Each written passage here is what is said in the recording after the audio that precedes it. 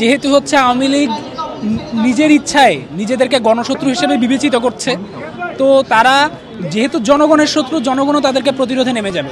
দেখুন, দেশকে অস্থিতিশীল যে করতেছে হবে সে হচ্ছে আইনের দৃষ্টিতে অবশ্যই অপরাধী। তার উপর প্রচলিত যে আইন সেটা অবশ্যই অ্যাপ্লাইড হবে, এবং আইন শৃঙ্খলা বাহিনীর পাশাপাশি যেহেতু হচ্ছে আওয়ামী লীগ নিজের ইচ্ছায় নিজেদেরকে গণশত্রু হিসেবে বিবেচিত করছে, তো তারা যেহেতু জনগণের শত্রু, জনগণও তাদেরকে প্রতিরোধে নেমে যাবে। এবং আমরা দেখছি যে তাদেরকে প্রতিরোধে জনগণ নেমে গিয়েছে। বনশ্রীতে হচ্ছে বাসে আগুন দিতে গিয়ে একজন আওয়ামী লীগের নেতা ধরা পড়ছে, সে এখন পুলিশের কাছে আছে। মিরপুরের বেড়িবাঁধ এলাকায় আওয়ামী লীগ ফান্ড করে তিনজন কিশোরকে পাঠিয়েছিল একটা বাসে আগুন দিতে, সেটাও জনগণ ধরেছে। একমাত্র স্মার্ট সিটি বসুন্ধরা, আধুনিকতায় এক ধাপ এগিয়ে। তো তারা আসলে যাই করতে চাক, তারা কিছু মিনেস ক্রিয়েট করতে পারবে, কিন্তু মোটা দাগে তারা জনগণের প্রবল প্রতিরোধের সম্মুখীন হবে, এবং এর মাধ্যমে তারা জনগণের কাছ থেকে হচ্ছে যতটা এমনিতে তো তারা বিচ্ছিন্ন, আরও হচ্ছে একদম দেশের ইতিহাস থেকে মুছে গিয়ে তারা আস্থা করে নিক্ষিপ্ত হবে।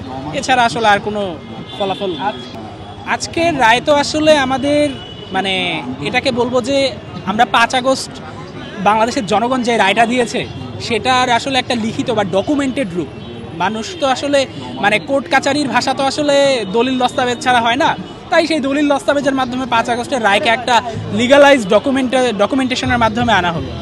এখন অবশ্যই হাসিনা যে ধরনের অপরাধগুলো করেছে তার অপরাধের মাত্রা এত বেশি, আমি মনে করি প্রত্যেকটা অপরাধের সর্বোচ্চ শাস্তিও হচ্ছে তার জন্য কম হয়ে যায়।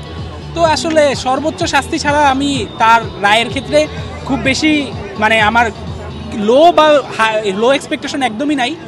অবশ্যই তার সর্বোচ্চ শাস্তি তার হওয়া উচিত, কিন্তু তার চেয়ে ইম্পর্টেন্ট ব্যাপার হচ্ছে সর্বোচ্চ শাস্তি তাকে যেন দেয়া যায়, তার উপর যেন সর্বোচ্চ শাস্তিটা ইমপ্লিমেন্ট করা যায় সেটা ইনশিওর করতে হবে। সে এই মুহূর্তে পালিয়ে আছে, তাকে সেখান থেকে বাংলাদেশে ফিরিয়ে আনতে হবে, ফিরিয়ে এনে তাকে শাস্তির সম্মুখীন করতে হবে।